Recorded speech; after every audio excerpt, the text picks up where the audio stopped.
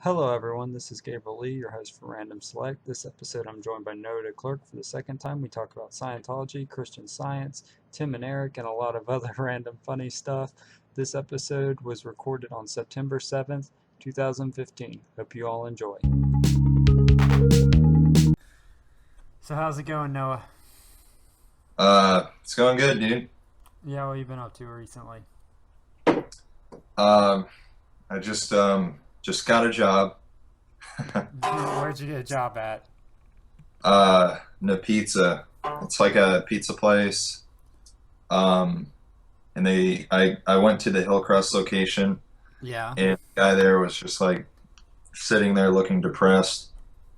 And apparently that business wasn't getting much business because they hadn't advertised enough, or they started advertising like 2 months late or whatever, something like that, some situation like that. So the guy like referred me to the Little Italy location because they were losing a lot of people.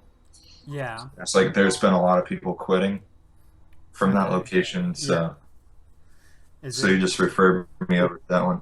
is And I it, got a dishwasher job. It really sucks dick. yeah. Hoping to get a better job. Better job through there or a better job somewhere else? Well, I was wanting to get a better restaurant job. I was thinking like this would be a start, but it's not it's never gonna, if I don't try to help it progress, it probably won't turn into anything Else, yeah. if I don't try. But but yeah, I've just been working as a dishwasher recently. But I was working as like a tutor over the year, Okay. last year. Well, not last year, but this past school Year year. segment. Yeah. Okay. Yeah. That makes sense. Yeah, most people I know that don't or have done dishwashing don't really care for it. I did dishwashing like as my very first Yeah. job. It's just dirty. It's not a whole lot of Yeah, fun. that's why I hate it. Yeah, and I want like to be like, I want to be all nice and clean, business-like, professional. not drenched in Yeah. slop. Yeah, no, it's not a whole lot of fun to do that. Is the pizza place like a general pizza like thing? Like, is it a delivery pizza type thing, or is it like a actual pizza parlor? It's both a pizza parlor and a delivery place. And they kind of it's been a local business in San Diego. Yeah. But they were wanting to go corporate. So it's kind Okay. of originating here, like some businesses originate in like LA, Yeah. stuff like that. Like Menchie's, where I worked in Panama City, originated in LA. Yeah, I forgot about that when we got Menchie's. That the big thing about it was that it had originated over on the West Coast, so it was kind of like a Yeah. surprise that we had one, I guess. Yeah, there's like there's a few like West Coast things that we have that isn't really on the East Coast. Like Jack in the Boxes aren't really around, and the In and Out Burger and the Well, that's a big one. Taco del Sol. Jack in the Box can suck a dick. Yeah, they kind of do. The only good thing is that they're like usually open for 24 hours. Yeah. But they don't make any sense. They serve both like hamburgers and tacos. And that's their menu. Is The like, tacos might be a little bit, I don't know, maybe they're not. I was about to say they might be better than Taco Bell's, but I don't really know. I mean, they're both of those tacos are pretty disgusting. yeah, yeah. I think their tacos, like, in terms of being like uh, more effort put into it product are definitely better than Taco Bell, but they're definitely more expensive than a taco at like a Mexican restaurant. When you get them from Jack in the Box, they're like $6 or something like that. Or Yeah. five. They're kind of expensive. I guess you get two, but it's still like you can usually get a taco at a Mexican restaurant for like 250, so you could get two tacos for five instead of $6 at most. Yeah. Did it start recording? Yeah, it's recording. We're talking just about food and stuff, you know. Food. Um, yeah, I got. Nice tacos from Taco Bell. Or well, we just said they were bad tacos. No, I'm just kidding. They're pretty terrible. Yeah. Um. Yeah, fast food's still terrible. It's always kind of not the best, especially considering out here or like in a bigger city, I guess, because I'm sure all big cities are kind of like this. There's just Yeah. enough like food options that you can go eat at a like an actual restaurant for like the same price as a fast food restaurant, and it's like, well, why would you go Yeah. to the fast food restaurant anymore? And then here in Portland, fast food restaurants are just as slow. It takes like 5 minutes at McDonald's and things like Yeah. that. Like it's as much of a uh, endeavor as any other. Yeah. I mean, I've noticed it. Yeah. I've Yeah, gotten a Jack in the Box, and it's taken a long time. yeah. I don't know what that all is about, but I mean they do. Like they consistently fast food out here takes it's sweet time because I'm used to getting it like even if it wasn't fresh like right then. But they still managed to do like fresh food pretty frequently because I think Taco Bell even was supposed to like make stuff to order and things like that. Panama Yeah. Beach, that's what Cole said anyways, is that they made everything to order. But I'm sure they loop. Where did Cole Oh, work? when Taco did, Bell or yeah, McDonald's? Cole worked at Taco Bell. Taco Bell. Yeah. I I don't don't know. I don't think they make things to order at McDonald's at all. Oh, They okay. definitely don't here. It doesn't seem like it. Yeah, no, they like a burger place is usually gonna have like because French fries you just leave in the like heat lamps and the burgers you can just pretty much leave in the heat lamps. Yeah. They're not really uh going to fuck around with that.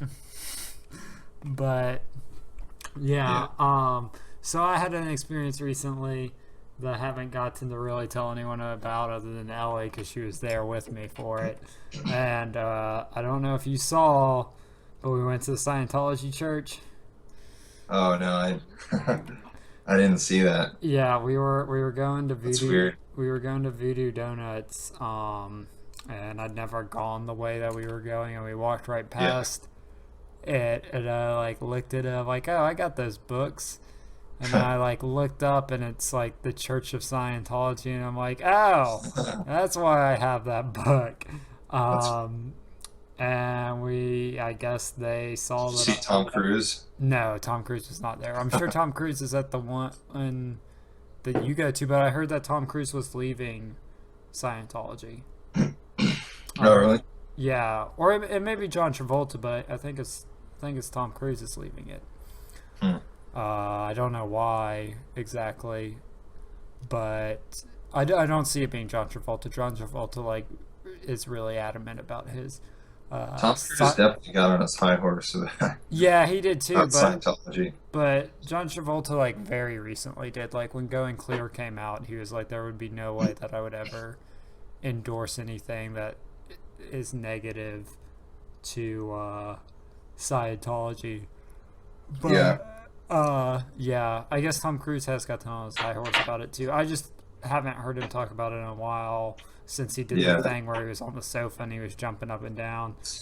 Um, With Oprah Winfrey? What's yeah, that? yeah, Yeah. that interview, and then He was talking about his wife yeah, he's as talking well? or his first wife. I don't know if he was talking about Nicole Kidman or not. Oh, well, I don't Yeah. keep up with that. Yeah, I can't remember, but I think that's like part of like the joke of it is that it's Yeah. someone that he like eventually divorced. But yeah, I haven't heard him talk about it for a while. The only other Scientologist that I know like that's famous is Will Smith, and he never like really talks about it. And I don't think Jaden or Willow are Scientologists. I think he's the only one that like messes around with that. But no, we didn't see any famous people, unfortunately. Oh, Apparently, L. Ron Hubbard's I was just kind of office, kidding. old office, is in the building that we were in because we accidentally walked back into like the back offices and saw it like skated off, and then we like walked back into the museum. But anyways, we we were I was oohing and awing at the building, and then some dude that's kind of like a Max Herman-esque character. I'm gonna have to take out the last name, maybe. No, I'll leave it in there. Jumps out and he's like, "Oh, if you guys ever want to have a personality quiz, here's tickets to it. It's funny. We do it every so often, whatever." And we're like, "Okay, cool."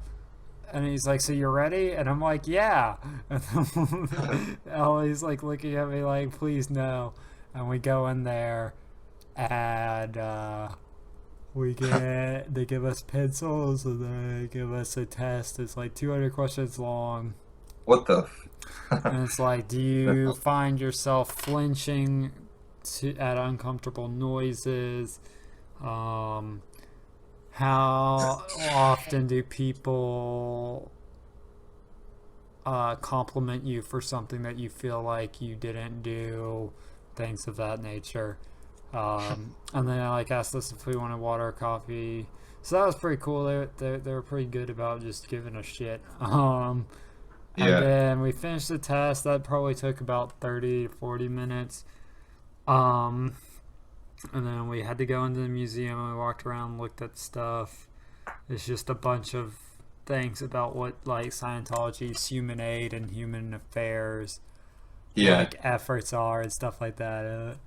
It was whatever. They had the little documentary about how the psychiatry industry's fucked up, which is like one of the things that I'm like, they kind of have a point on.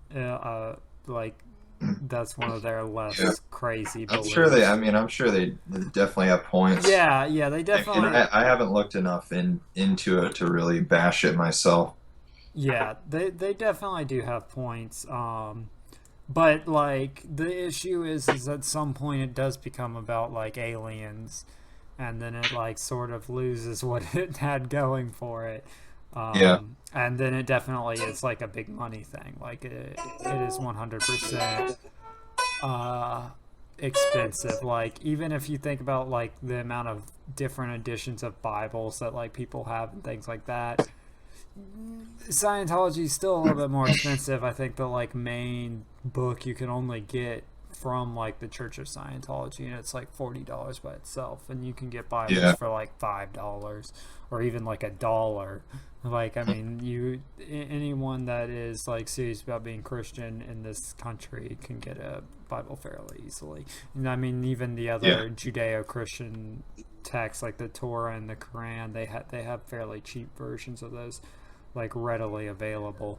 But like the Scientologist texts are all like competitively priced as if they were like books. It is kind of weird.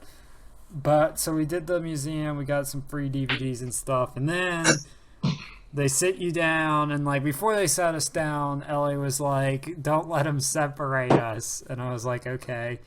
And like they came and got her to come do the test. I was like, "Okay, you go do the interview or whatever." And she's like, "No, Gabe, you come too." And I like walk with her, and like the guy that is Max Herman is the guy that is gonna interview her, and I guess he doesn't realize that I'm like following him. He's pretty oblivious to what's going on. And the other guy that was in the Scientologist church starts walking back like he's to get me. And I guess he wasn't expecting me to be walking over there, and he's like, "Oh, you're ready?" And I'm like, "Yeah, let's just do this." And whatnot. And so at this point we go into two separate offices, but they're like cubicle offices with the windows, so I can like see Ellie. I can't really hear what she's talking about with Max Herman, and I don't know how much of what I'm talking about with this guy she could hear. So we sit down, and he's like, "So this chart," and I don't know if I still have the chart, Ellie might have the charts, shows what your life situation is like based on your opinion. It shows me a chart. it's all pretty normal and stuff. There's like a little thing in my responsibility and stuff like that, and I'm like, okay, I can sort of see what they're saying. I don't feel like I'm that responsible of a person or whatnot. Yeah. And then he asked me what I know about Scientology. We talked about how I have Dianetics and stuff, and I was like, I haven't really read it. And then this is where I guess Scientology becomes what Scientology is at the end of the day. And he asks about like traumatic experiences in my past or whatever, and we talk about things like Jacob passing away, Hurricane Katrina, the move out here, things like that, just like major life events or whatever.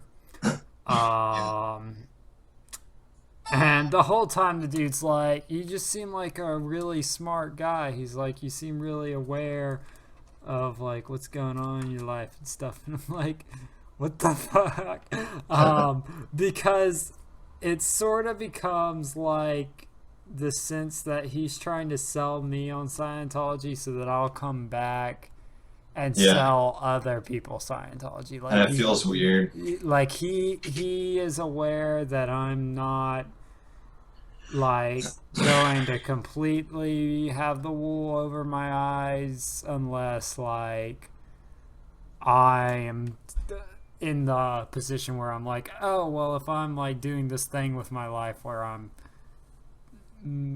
introducing other people to the idea of Scientology, then we could have like a relationship, me and Scientology. And that's sort of like the like potion or product that I felt like he was trying to sell me, and which was kind of weird. I told him about this podcast, so he might be listening when it goes up. But he would have to know that he was doing that. Yeah. And then we like are talking about something, and I'm like, he's like, well, is there anything further back than Hurricane Katrina that you can remember being bad? And I was like, no, pretty normal childhood in my opinion. And he's like, hold that thought.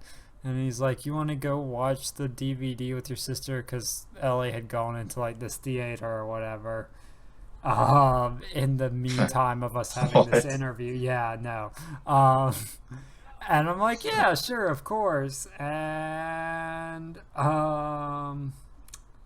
we watched this, like, probably has to be like an hour and a half long DVD about Dianetics. And basically the idea is that when we're fucked up or we're in pain or we're just like in a heightened emotional state, our like analytical brain sort of fades into the background and our primal animal brain steps forward, and it like makes a very rough sketch of what's going on when we're in that state. And so when we get into a situation that's similar, like there's the same music playing or it's the same sort of lighting or it's the same sort of crowd, we start to feel the same way even if we wouldn't necessarily need to. And that like hinders our ability to make like rational and self-fulfilling decisions. And I was like, oh, this is pretty intelligent, I guess, but it also is like Freud and psychoanalysis. Like it's saying that the fact that a traumatic event happened like is like the explanation to everything. Like it is always the explanation to whatever is going wrong in your life, is that something that you didn't deal with you're still dealing with. And now like as I say it, I think about like the hippie idea that like in life you get a set of challenges and lessons and you keep repeating them until you learn them. And so it sounds a little bit less crazy because I think it like coincides with a lot of concepts, but at the same time when you sit down and think about it, you're like, it's too like reductionist. It can't be the only explanation to why life feels weird. I mean, That's true. If the only like explanation was that in the womb what our parents did affects how we make decisions, and then as children, what happened to us as children is still affecting us, like down to what we ate. It's kind of a little hard to grasp, because there is like obviously evidence of people dramatically changing their behavior just by encountering like new concepts and new ideas without like really necessarily like looking backwards. I think the idea that you have to look backwards is what kind of taints it for me, is that you're constantly like looking at the past for an explanation for your present so that you can solidify your future. Yeah, it's kind of like, it's very, each religion is narrow-minded. Yeah. As far as like, just because it doesn't, and that's why I like the idea of trying to include all the ideas and try to just narrow it down to what is really working, what's really true, which seems extremely hard to do. I still wonder if that's possible, but that's why people just kind of find themselves grabbing something just right away. They find whatever they were raised with, or whatever they found to be cool in high school. Yeah, I definitely see what you're saying, and that I agree with you too. Is I am very in the mindset lately that like spirituality and stuff like that is like a very personal journey type thing, or if we like secularized it, like making the life decisions that are right for you is always going to be like a really personal experience. It's something that is easily definable. It can't easily be boxed in for all of its aspects. Obviously, like there is cross interaction between people's lives, where there are like these answers and solutions that more or less fulfill the vast majority of people and are helpful techniques and like technologies for a large population, a large percentage of people. But that being said, obviously, just because that's the case doesn't mean you should try and fit the people to like the answers. You should try and fit the answers to people, because really at the end of the day, like a person is more important than an ideology in every circumstance. Like an ideology doesn't outweigh the value of like a living, breathing anything, really. Not even just a person, like animals and stuff like that too. You can't say that like the only animals that we should eat because it like 100% is well, the example that I was going to makes sense in my mind, so I don't want to use it anymore. But I noticed that you can't really like you don't, there's no set in stone laws. You have to figure out the laws of the land as you go along. Yeah. And like you kind of have to be willing to adapt, and you have to be willing to change to, because an event will happen that you hadn't experienced before, and you have to try to approach it. You might have to try to approach it differently, than you usually do with other things. Yeah, definitely agree to that idea, like of the adapting to the environment and like changing and growing, because it's just such a dynamic situation, or every situation really, I guess, is just dynamic on some level, especially when you have like consciousness involved. and the ability to like have a self-awareness, it like starts to make a lot of things seem really subjective and have a lot more weight than they necessarily do. But because of that, like sense that there's like a lot of weight and purpose to things, and that's like sort of what drives a lot of people to look for answers, is either they feel like none of it makes any sense and is too like hollow, and so they're like trying to figure out the reasons or like the weight that they feel like they're lacking in their life. And then the counterpoint is there's the people who feel like everything is so like shaped and destined and just made to convey something to them, that they go out and they seek what it is that is trying to be conveyed to them, which I guess is very similar to the hollow thing, because it is, instead of them feeling like their environment's hollow, they feel like they're hollow in comparison to what they feel like everything around them is telling them their worth is, and they're trying to find a really direct and clear way to discover that worth, I guess. Yeah. Where would you place yourself?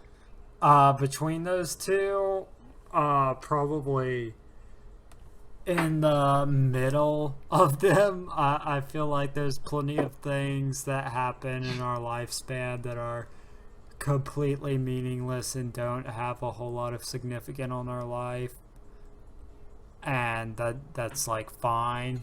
I think that some things are definitely supposed to be just like, or aren't even supposed to be anything, they're just things, and they just operate as just like for the Buddhist perspective, like ornamentation on the illusion that we've like created for ourselves to like make the whole thing seem more tangible and real, because there's those details, and like when something's really detailed you feel like it's really important and like the only thing. And in Buddhism, with like yourself is like trying to prevent your ego destruction, it just creates these more and more complicated things that are empty. And when you like step back and really like meditate on it, then you like are like, well, this doesn't fucking mean anything.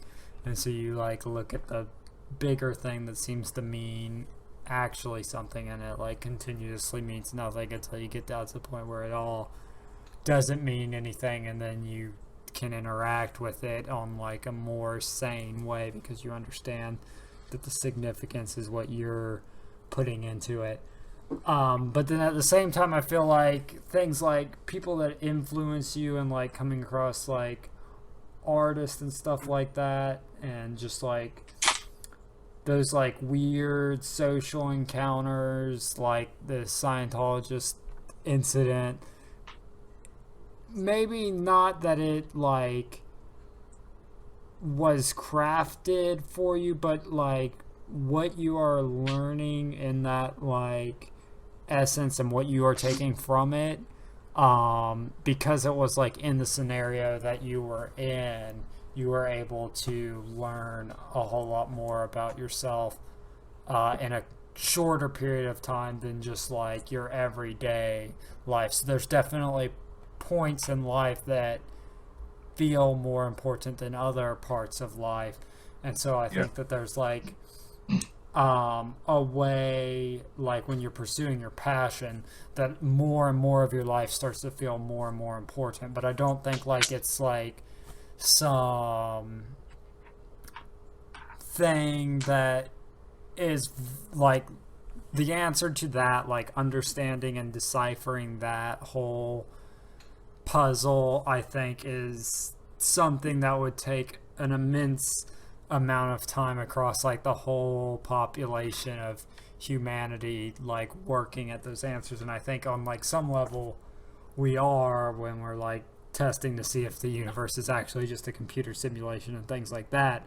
I don't think those are the questions that, as an individual, you really have to seek the answers to. So I don't really see the mystical side of either of those. Like, I think it's cool. I think, like, the lights and the colors and the sounds and all that is a really cool thing, but I think the just knowing yourself and having an understanding of how you can manipulate your behavior to make decisions and make the things that you want to happen that are like attainable, is formed by a combination of the synchronicity and coincidence mindset, and then also this whole world isn't really anything in comparison to the individual, and I have to figure out like the actual important things that I can interact with. I think both of those are important in finding out like what you want to do with your life and like what makes you happy and things like that, and just being able to get in the habit of doing behavior that continuously makes you happy, because plenty of people obviously do things that fucking make them upset and pissed off all the time. Like, we have plenty of friends that do that, and we have no like acquaintances and family members that do the same thing. So obviously it isn't as simple as if something makes you happy, you're going to repeat that like behavior. There is like more to it. And even when you do repeat a behavior, eventually, for a lot of people, it just becomes unfulfilling. And then there's that whole like part of the equation. So I think I'm like in the middle between those two concepts. So you have to constantly adapt. Yeah. But I don't think of either of those concepts really in the mystical sense all that often. So one of those is like predestination. One of those is predestination. One of those is that the whole universe is trying to tell you what you are supposed to do, and you have like this very distinct purpose, and everything that occurs in your life is like a little piece of like the answer to doing what that very specific thing is. And then the other one is that the whole thing is like is a fake. It's just a fake backdrop, and you are the only like determinate person really. But there are other determinate individuals, and you have to go out and find those determinate individuals or determinate things that are like what you are, and not all the fake stuff, because the fake stuff is what I guess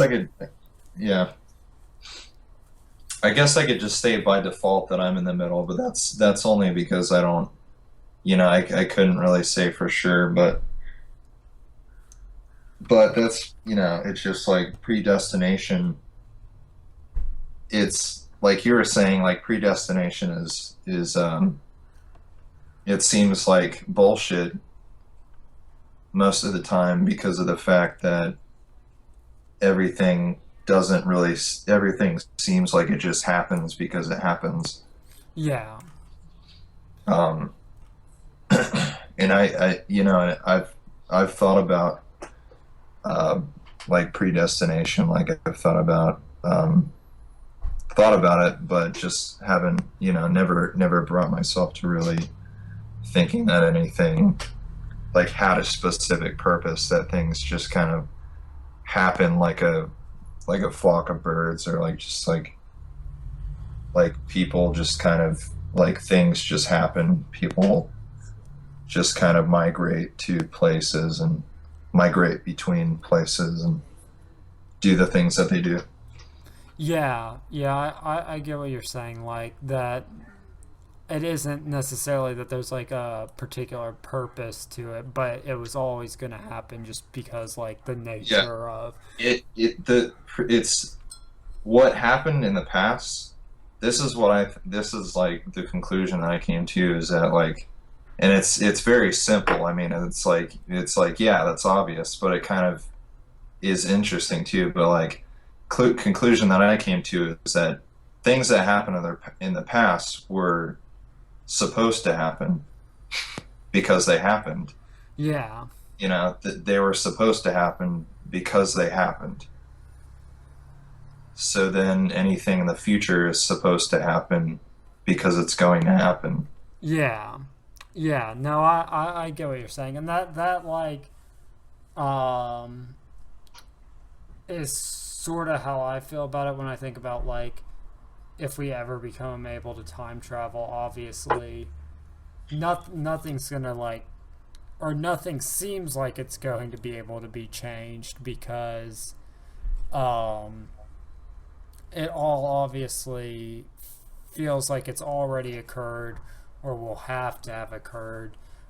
There's not a whole lot of way that you could interact with it because if you went back, then when you went into the future, it wouldn't be the same future and things like that. I think the only way that it Yeah. like becomes complicated is like if alternate dimensions and alternate realities is actually a thing, um, then obviously other things can occur, and whether or not being like a conscious being means that you feel like this continuous string of events is one thing when you're actually making these branching decisions and like traveling between dimensions on like a Yeah. really basic level of from an instant to an instant, only that instant apart. Like there is no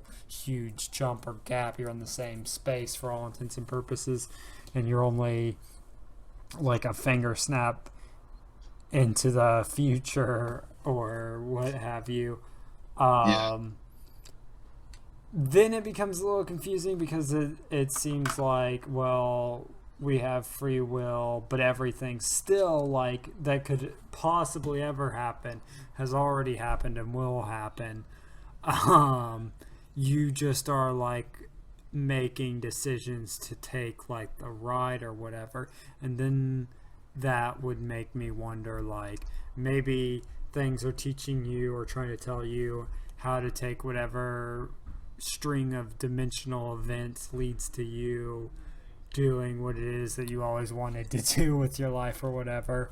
Um, but I mean, all of that at the end of the day becomes so complicated and so like, There's just, I mean, there's no real like conclusive evidence on that, or I just haven't looked it up enough to really find any conclusive evidence. yeah, yeah. I mean, and it isn't really something that would be useful to know at the end of the day. Like Yeah. it's not going to dramatically change your life or anything like that. It's No. but that like I mean people are just fascinated with thinking about it. Like Yeah, obviously I we want that it exists, because that would change everything. But the fact that nobody knows it exists, is just kind of, because I'm not, focused on that area, I guess that's just kind of I'm one of those people where it's like I guess right now, I just haven't focused on that topic. Like, I think at a certain point, like in high school, I probably would have been trying to find conclusive evidence on that. But as of right now, like I haven't been researching any kind of time travel. yeah.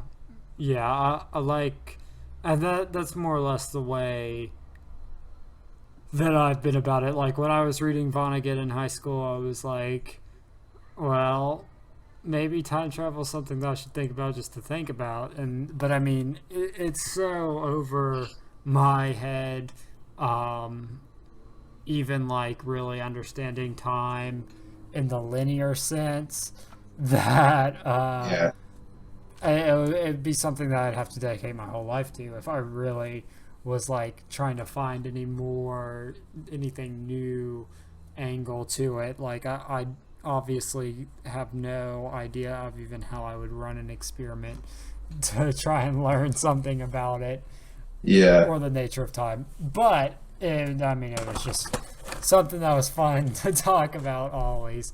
Uh, but yeah, no, it isn't really a huge focus for me. If I were to like say like what my focus when it starts to get like weird and metaphysical, I guess would be just like on figuring out how to be a better person that interacts in a really engaged way with like their life and with other people. But I mean, at the same Yeah, time, that isn't really a hugely metaphysical thing. It's just that a lot of religious text and metaphysical text, that is like the area of focus that is directly focusing on, and obviously like every yeah. part of your life is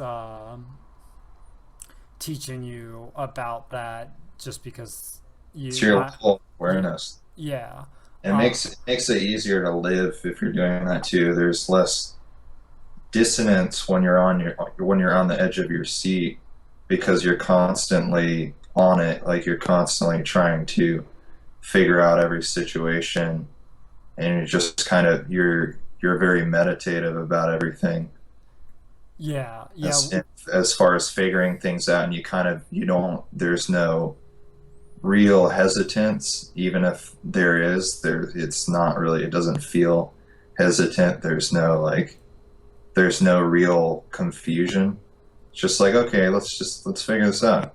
yeah. When you It's simpler, it's like it's just a lot, it feels better. Yeah, when you have that like calm and like thoughtful mindset Yeah. cultivated, it like yeah, it definitely becomes easier. The movie The Office kind of demonstrated that sort of state in a way. Do you know what I'm talking about? No, what is it? The movie The Office, the main character goes into like a hypnotherapy. Um, he goes with his like current girlfriend to a hypnotherapy session, Yeah. and the guy in charge of it, the hypnotherapist, uh, hypnotizes them into a meditative state, and Okay. then this guy like just stops giving a shit completely, and Okay. he goes to work. He doesn't go to work the next day. Okay. He Wait, like is this with Jack Black? no, Jack Black isn't even in the movie. Okay, there's a Jack Black movie that's really similar. Oh, well, that's a different one. That's like that School of Rock thing. This is different because the guy is at an office. Like Okay. he works at an office, Well, and yeah, no, that's what Jack Black does okay, too. I Yeah. haven't seen that then.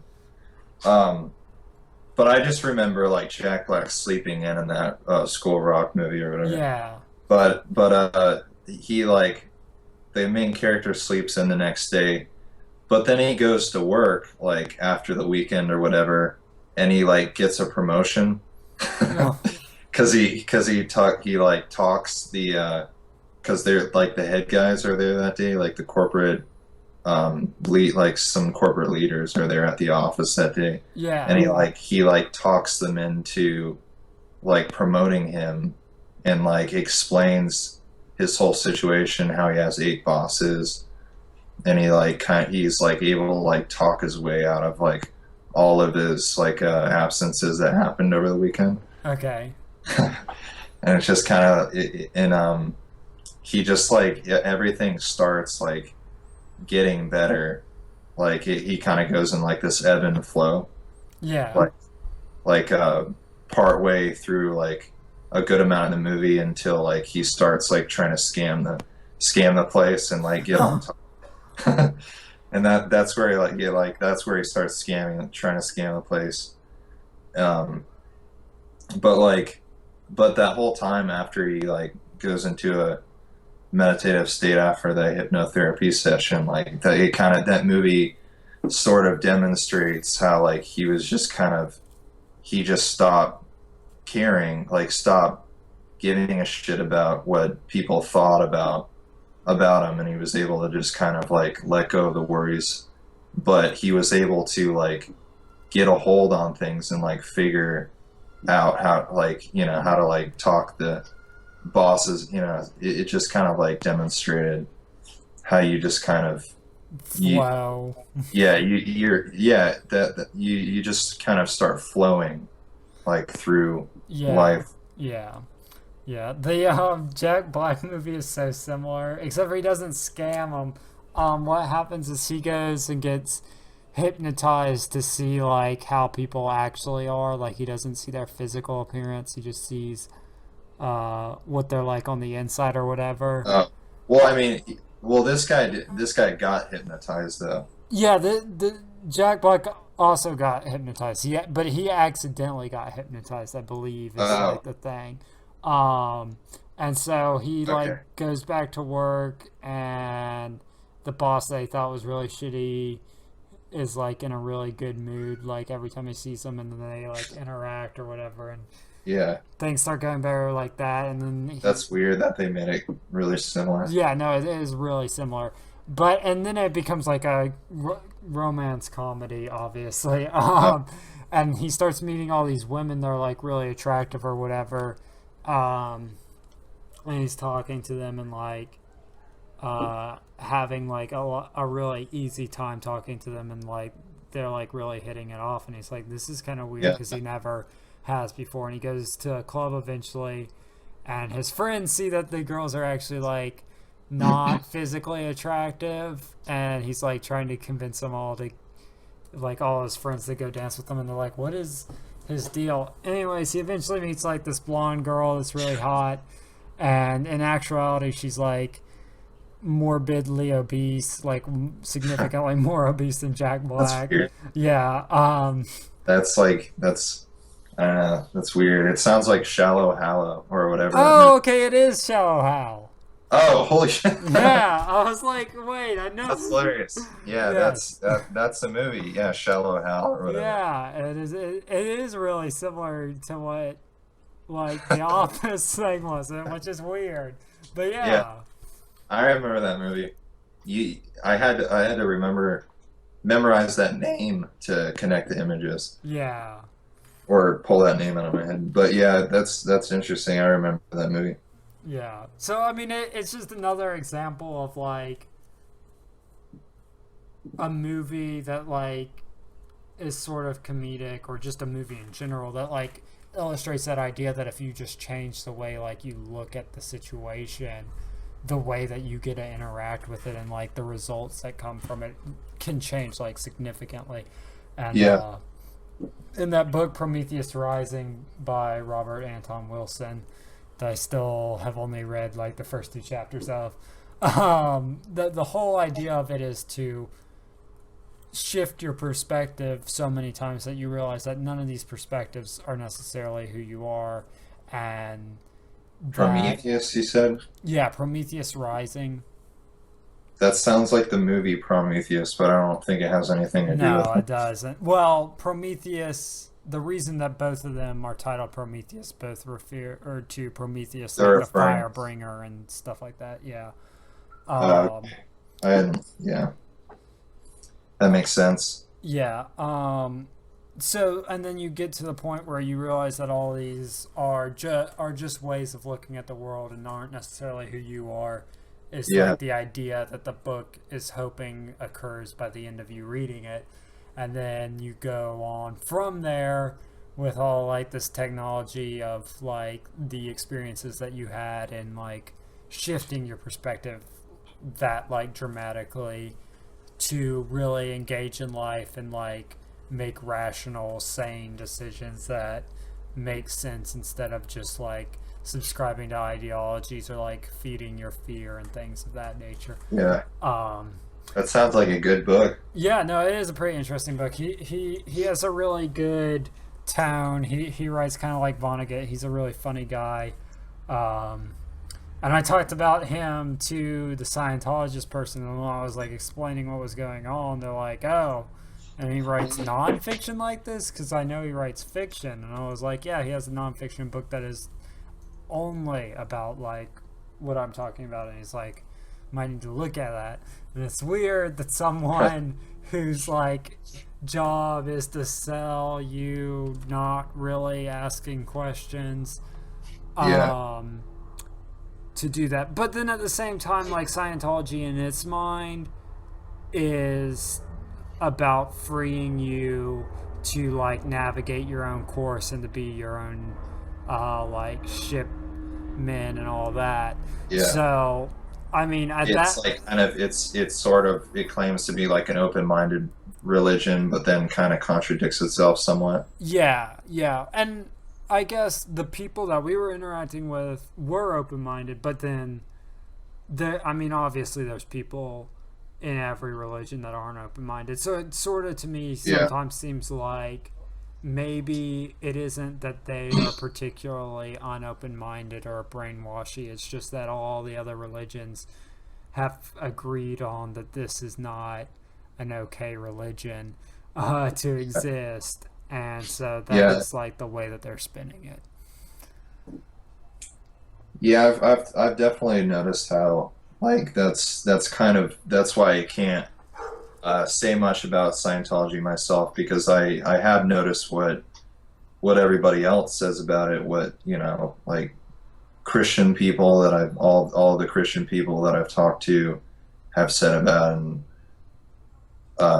so I just I don't have and I kind of I what's with the aliens? Okay. What's with that whole side of it? What's going on with that? I didn't get to ask him about the aliens, but not in Dianetics. I had another Scientology book that I've given away, I think, to Daniel. Daniel may have it. That talks about the higher OT levels, and when you're before you've ever been introduced to Scientology, before you've ever been introduced to the idea that you are capable of looking at your past life experiences and changing your behavior by realizing that these experiences aren't determinant of what is occurring right now. You are like a obscured or an oblique human being is what they refer to it as. And then once you've been introduced to Dianex and you're working through the like process of Dianex, the like psychoanalysis basically, and the self-exploration, you are a pre-clear, which means that you're starting to become aware of yourself. You're making less jump decisions. You're finding yourself being less flinchy or whatever. And then you become a clear, which is someone who almost entirely, or who does entirely make decisions that are rational. But if they get into a traumatic situation again, there is the potential for them to regress into irrational behavior. And then finally, you become an OT, which is an operating thetan. And a thetan is the alien soul that is in you that has like the karmic weight that also needs to be cleared after you've cleared like this lifespan thing. And then the traumatic incidents aren't really likely to send you back into irrational behavior. And then you have levels of OT. I don't even think in the first level of OT that they define what the O and the T stand for. I think that is something that's been like leaked. But there are Scientologist texts that I have like come in contact to because people all the time like give away their books to pals here, and so there's like copies of. And I think even before moving to Portland, it wasn't really that hard to find like actual Scientologist texts that had just been given away by people to like Goodwill and stuff like that. So I've read like a little bit. But once it gets like further into the operating thetans, it becomes that the reason that the thetans no longer have like a body and aren't all together in this like one mass of energy is because there's this alien commander named Xanadu, and he had this planet with a giant volcano, which is the reason there's a volcano on Dianetics cover. and he planted nuclear bombs in all of these volcanoes around the solar system. So I guess it wasn't just one volcano, it's a lot of volcanoes. And he blows up the atomic bombs, and the release of like atomic energy throughout the universe fucking distorts all of the Thetans, and then they become physical beings that are separated. And So that's what they're claiming? that is what they claim, like for the upmost levels of Scientology, is that is what the cosmic creation story of human life is. The universe itself was created through the Big Bang. Like all of that, and Earth was created probably naturally. There's some planets that are artificially created within the universe, is the like supposition that it makes. But the universe as a whole, and almost all life forms in the universe, were created through natural processes. Thetans themselves just happen to be like at the center of the universe, and they were the energy that like sustained the universe in its original state. After this incident, we now have like the black hole at the center of the universe because of the supermassive star or whatever. And the now lack of energy has created like the lead up to the big crunch. And then humans are just these vessels that were genetically modified or created through like Thetan energy releases. And so humans are the only things in the universe that are necessarily mystically created, that and the black hole at the center of the universe. But yeah, the whole supposition is that there was a galactic federation that the Thetans oversaw, and then Xanadu sort of betrayed everyone and blew up a bunch of atomic weapons within volcanoes, releasing a massive amount of energy and like radiating the Thetans and giving them the Ingrams, which are the bad karma. Atomic weapons? Atomic, yeah. Like, I don't think they say atom bombs. I think at the point when this like, is it a loosely used term of weapon? No, like... they're referring to something that they definitely very specifically are referring to a weapon that is either powered by the splitting of an atom, or that is so powerful that it causes atoms to split. And I think that causes atoms to split is the more correct understanding of it, because it is like supposedly a shockwave. I don't know really what the volcanoes have to do with it, other than maybe they were supposedly amplifications, or because the thing about like weapon is that like it like that implies intention. It seems like there would be, at that stage of like creating the universe, there would be no real intention by anything. It would just, no, it would just this is be what happening. Yeah, this is what I'm saying, is that the universe has been going on for a while at this point. Like at the point that humans would have come into existence, the universe has been going on and has been more or less fully formed for a long time. Dinosaurs have hundreds and hundreds of millions of years. And the supposition is that there were a bunch of alien and sentient races that had evolved during the time period when dinosaurs were alive, and they had come and formed this government, like this galactic senate, or the galactic confederation. And at some point they came in contact with the Thetans, and the Thetans were teaching them how to do all these like really intelligent things. And then Xanadu like went back and stole like weapon stockpiles, or had his own weapon stockpiles made, and then used them to fuck up the Thetans for I don't know what reason. I don't know if it's like established or if I've just never read it, but I'll have to read up on that. Yeah, I mean, to kind of see what that's all about. But like, I guess I kind of got lost at some point, because I thought you were talking about at some point like Thetans being like kind of an energy source that created life or something. Yeah, well, that's what I thought at some point. The Thetans are a sentient energy source, and they were at the center of the universe, but they still existed at the point while all these things were evolving, and they and the Thetans weren't able to communicate until at some point after this galactic confederation has formed. I think it's like intended that the Thetans helped establish that galactic peace, which is what makes what Xanadu did even more fucked up in Scientologist like mythos.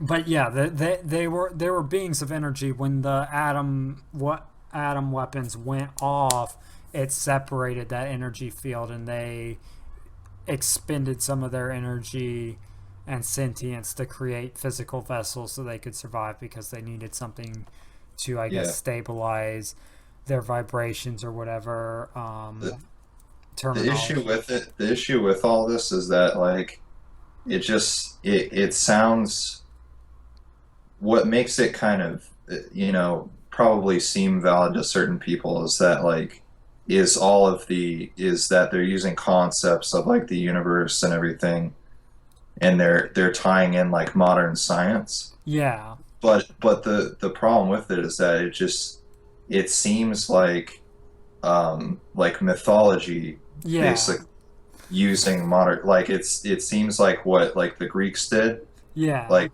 mythology, and like creating all of these characters yeah, based off of what they knew. yeah. It seems like that. It seems like it's like Greek mythology, but then using Updated. concepts of Yeah, modern science. yeah. No, I completely agree with you, and think like obviously I feel like there's an importance to like the fantasy narrative and things like that. Like if it helps you come to like being a better person, that's good.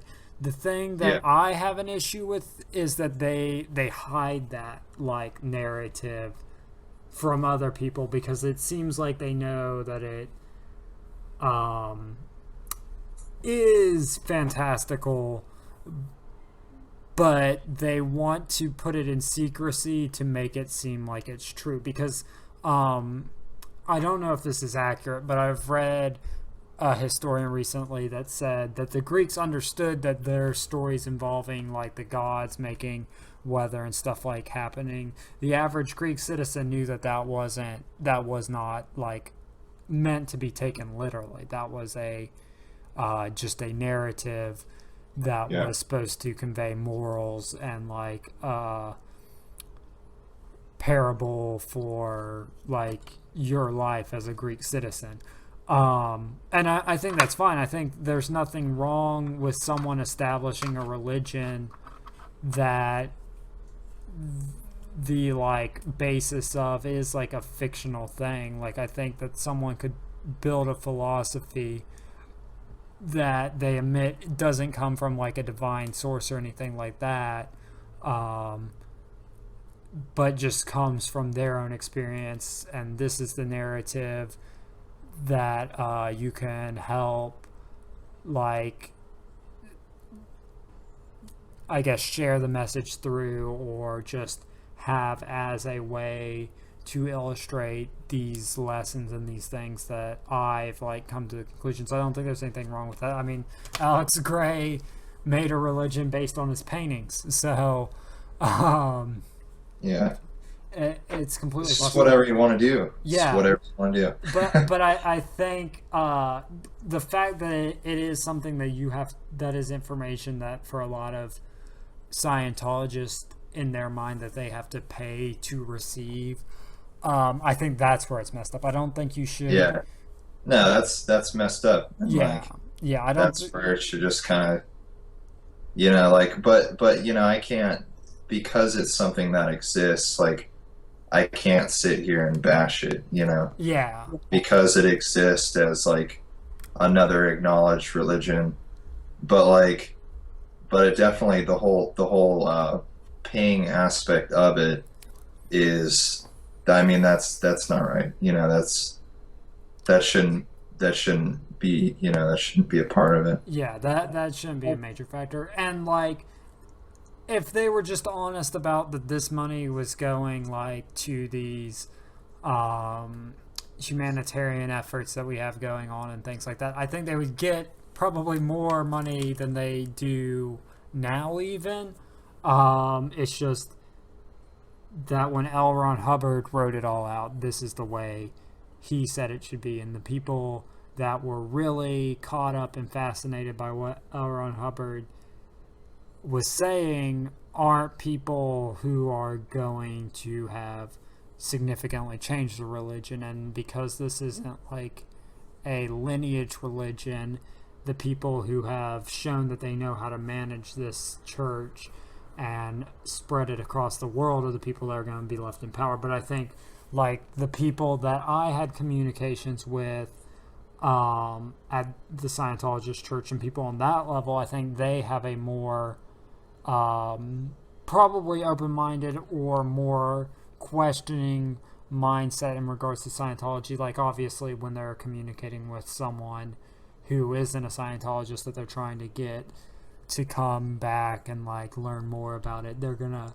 talk about it like they're very sure. But the guy that I was having a conversation with seemed like he was open to the possibility that things that Scientology said worked a certain way weren't necessarily the way it worked, or that technologies for spiritual and personal growth from other religions or other philosophies were just as valid in shaping who you were as a human being. So that being said, I think like any religion, it's hard to say because it's only been around like 40 something years, and Scientology could vastly change within the It's time just a new span. flavor. Yeah, I mean it is. It's like fusing. It's like a fusion of like when the fusion of vanilla and chocolate came out or something, or like when peanut butter ice cream came out, Yeah, or like I don't know, it's just like red velvet when the red, it's just like a new flavor, yeah, and new flavors are constantly added, and I don't want to just like I really, don't want to find myself following into, like just a new flavor that just, it's interesting because it's new, you know, yeah, yeah. that's kind of the aspect of Scientology, and maybe, the shine is starting to wear off. Yeah, yeah, for sure. I think for people who've been a part of it, that they've like now had a lot of time to like think and read over what is out there.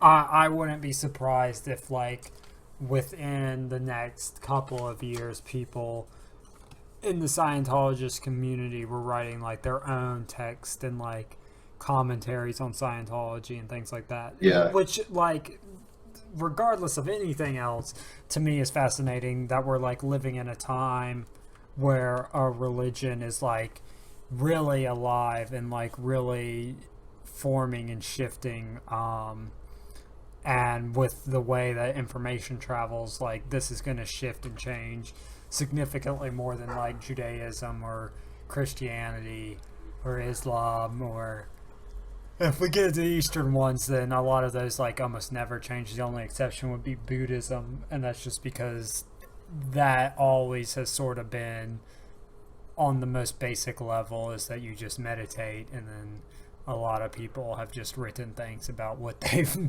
come to the conclusion of through their meditation. Yeah. So that obviously was always going to be a very fluid and fluctuating religion, but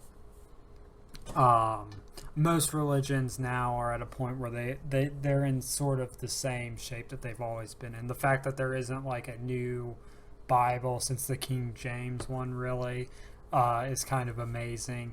The Jewish, they just add more text too, so I guess I can understand that. And then I don't know enough really about Islam to say anything, but I would imagine that they're pretty static compared to where they were a couple hundred years ago.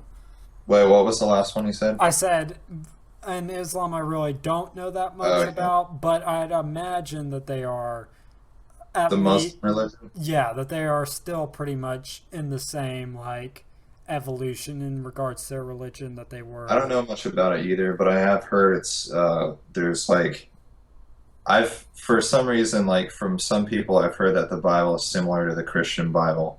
Yeah, no, it is really similar. They're more similar than the Jewish and Christian text for sure. And the Jewish like Old Testament is fairly similar to the Old Testament that's in the Christian Bible. So the similarities between Islam and Christianity are extremely similar. It's just that their prophet is Muhammad, and not Jesus.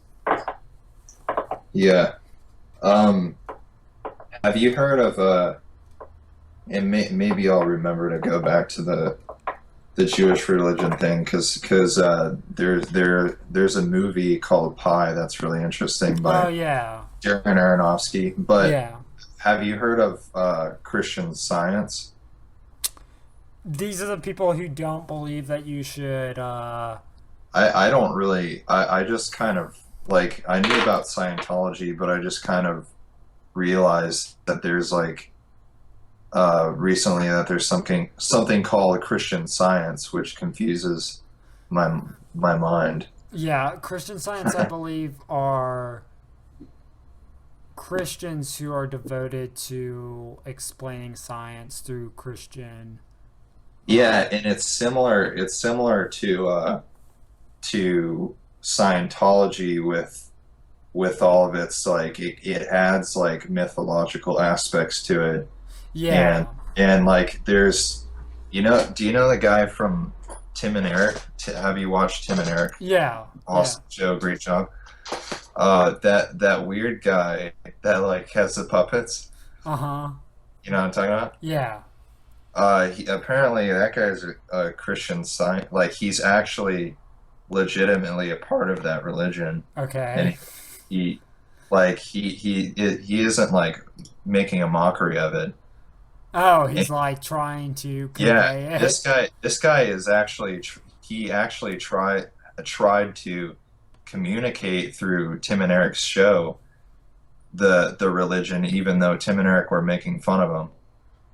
Like I recently realized that, and it's Yeah. the weirdest thing. I didn't know that. Yeah, I didn't know that I thought either. this guy was just screwing around, Yeah, I thought he was just screwing around too. The but this puppet's guy is real. serious. Like he's like because he talks to everybody in like interviews, and he like explains the Palladians or whatever, like Oh, the being the Palladians, Christian Science aliens, yeah. and like he talks about all of it, and he talks like he tells people about like his past alien girlfriend or something. Like he has some like weird stories that like he got abducted by an alien by aliens when he was a kid, Yeah. and like he met like an alien. She became like his Lover, companion or something. yeah. Like this guy is actually I'm pretty sure he's actually serious about it because he's telling everybody in interviews on YouTube about it, and like he seems like the kind of guy. And like there's an interview where he's talking to these guys, and like they're trying to talk to him, and they're trying to ask him like interview questions, and he's being like you can tell he's being like his normal self, but Yeah. he's not like these guys keep trying to ask him like questions, but he's not like listening to their questions. Yeah, he's Just just he just keeps like talking, yeah. and like the guys are like, "Hey man, we're trying to ask you another question." Yeah. No, and I mean there's a lot of interviews that are like that. And anytime I read an interview like that, no matter what it is, like there's one cuz the Destiny expansion's coming out, and that Yeah, kind of me enjoying that game is very similar to someone being religious about stuff, is because a lot of people really don't care for it. And when I first saw the game, I fucking hated it. Um, yeah, but like since then, I've started playing it a whole lot more and trying to explain it to people is whatever. But they were interviewing the like lead directive creator, and he like said something like, "You'll just want to throw money at the screen when you see what we've like done with it."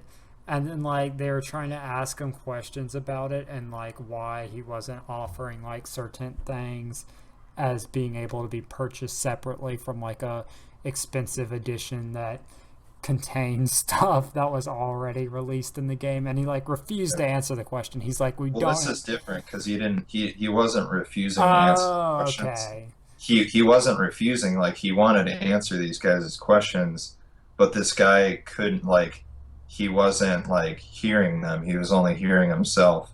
Like Oh, so he was like talk not. about like all of his like Christian Science beliefs and everything. So he And wasn't. he was like he went on and on about how his like family isn't showing up to his like comedy concerts or whatever. Oh, he has comedy concerts too. Yeah. What? The... This is Yeah, so like he has bizarre. comedy shows. He like tours around. Yeah, And he used to tour with Tim and Eric, but they stopped talking to him. because it's too crazy. Okay.